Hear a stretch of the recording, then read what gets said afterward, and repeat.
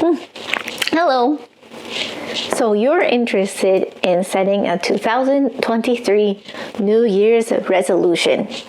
In this video, we're going to discuss some basics of why we set goals, different type of goals, and how to set ourselves up for success in the new year. So who am I? My name is Kristen, and I'm a feng shui consultant that believes our stuff in our life is not just stuff. I teach people how to live their lives more with intention and also decorate their living space around them to be more aligned with their values.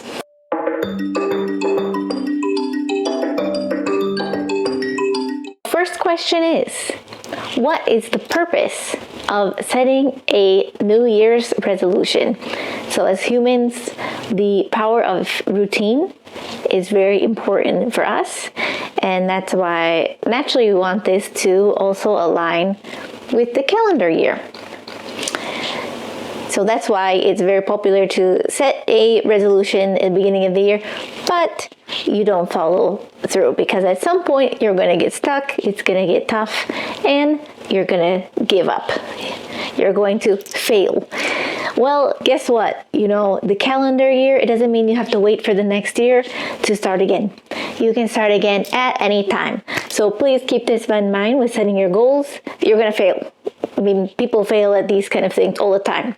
So when you fail, that's when you give yourself a little bit break, reflect on, okay, what happened that didn't go so well this time? And how can we change that in the future?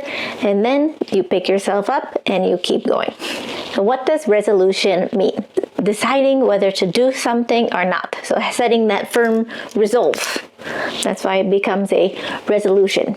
Keep in mind when you're setting your resolution, these should align with your life vision. If they don't align with your life vision, you're likely going to give up. If you see everyone around you is setting a fitness related goal, but it's not that important to you, and you set a fitness related goal, it's not likely that you're going to be sticking with that for long. Keep that in mind when you're setting your goals. Make sure that this is not something that's replacing your long-term vision. It's something that you'll use in conjunction with your long-term vision. For goal settings, I recommend you keep it as simple as possible.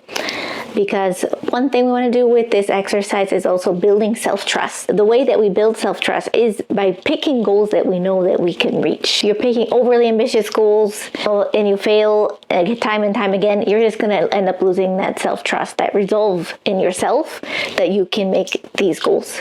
So please pick simple goals, and I highly recommend, especially if you're trying to form a new habit, one goal at a time. You don't need a list of 10 things, just one at a time. It's okay to make that list and plan out, okay, later in the year, I'm going to work on this goal and this goal, but you cannot do all 10 at once because you will fail. So just focus on one goal.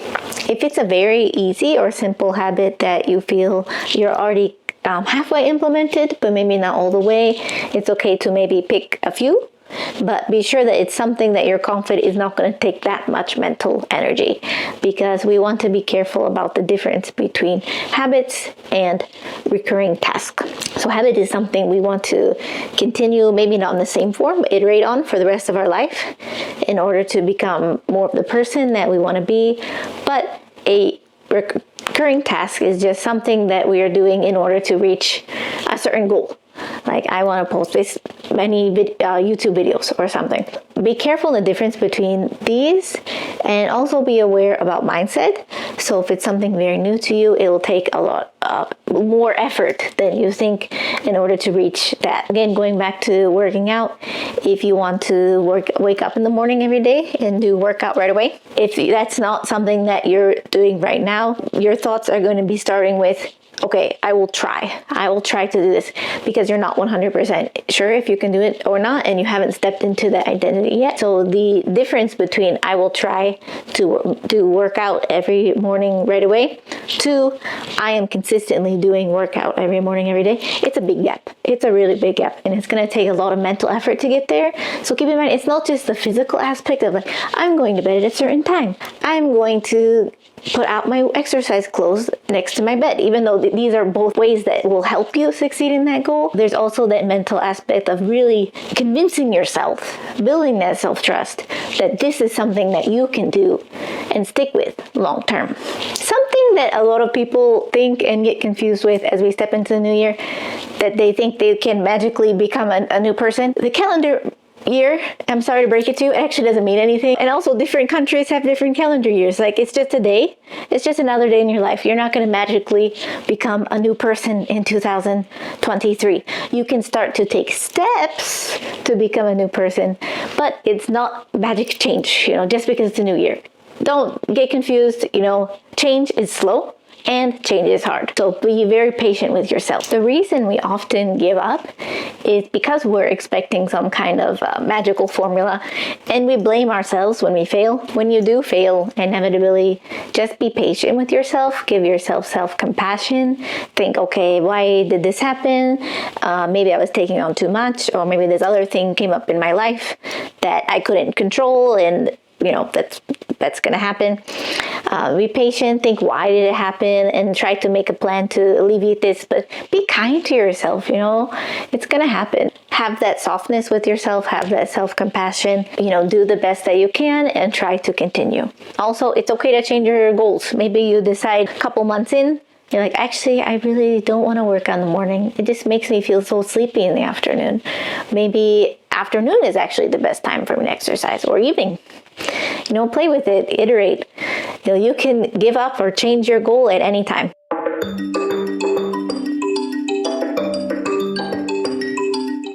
Another thing people often forget, or they just don't want to do it because they think it's boring, you need to track your goal.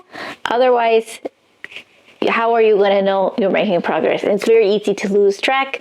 It's very easy to get demotivated. But, tracking doesn't have to be a bad thing. So let's have fun with this. Use stickers or whatever is motivating to you. You can buy a kid's habit tracker and put stickers on the wall, or whatever is fun for you, whatever is playful. It doesn't have to be a chore. For me, a combination of physical things like manually tracking and also digital tracking is best for me, so I can have that big wide picture view, and also just have a more deep connection with myself. And I find that definitely paper helps a lot with that. So I have two journals that I use kind of for this tracking, and this one is a Happy Planner, the Happy Planner, and this is just self-care. I only talk about self-care things in here. No task, nothing I have to really do for work, etc. This is just for fun. And the thing I like about this is I just be kind of silly in it and put whatever I want. I have a lot of stickers, many stickers that I just put in there for fun. It's part of my self-care routine, just to be all right, let's check in. How am I really feeling right now? What do I need? Is movement what I need? Do I need a walk, or do I need just some time for myself and time to rest? And no matter how I'm feeling, if I was super productive, if I wasn't productive at all, I will give myself a sticker, because we all just deserve a sticker for being alive. So hey, that's a miracle in itself. You don't need to earn your self-worth. You're worthy just being here, just being the miracle on this world that you are. Well, give yourself a sticker. Then this I take outside.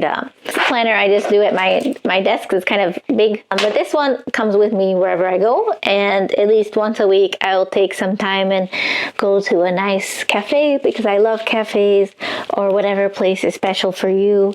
And that's where I reflect on my week and how my week is going. What did I accomplish? Kind of tracking what was my progress for this week in terms of my goals. How is my progress aligned with my vision, and what can I do better? So I have many lists of questions, and I will talk about that in more detail. But for now, I'm just talking about the whole habit I have of going to the cafe and using my planner. And this is a customizable thing. Actually, some of the notebooks, they're from different companies. Some are field notes, some of them are, there's also a pen in there to be very convenient for reflection. Some are actually called travel planner. I have all my journals and notes in here, and calendar, etc. So that's how I can use this notebook for reflection, and it's cute. I love the leather. Make it something really enjoyable and fun for you. As for digital tools, I use the app Habit because it has a very cute weekly view that I just really find satisfying at the end of the week, and I can just open it and just see how was my progress.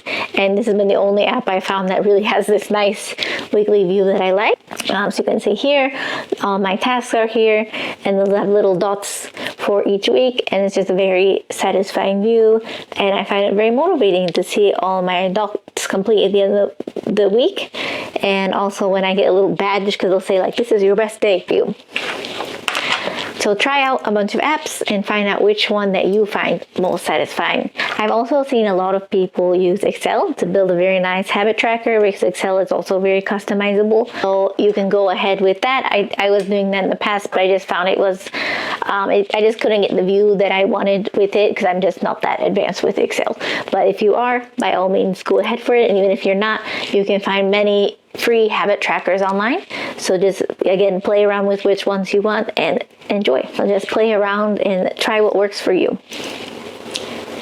And most important thing, this is supposed to be a fun thing. Enjoy your life. You don't need to suffer to become a better person. I really don't like this concept of we all need to become better people. I think we are who we are, and I think that that is good enough. And if we seek to make some changes to our life, then that's fine. But like, there's not a need to change anything. I really promote self-compassion, and by promoting like this ideal that you need to have the most in shape body, you need to be super extrovert and have like a huge network.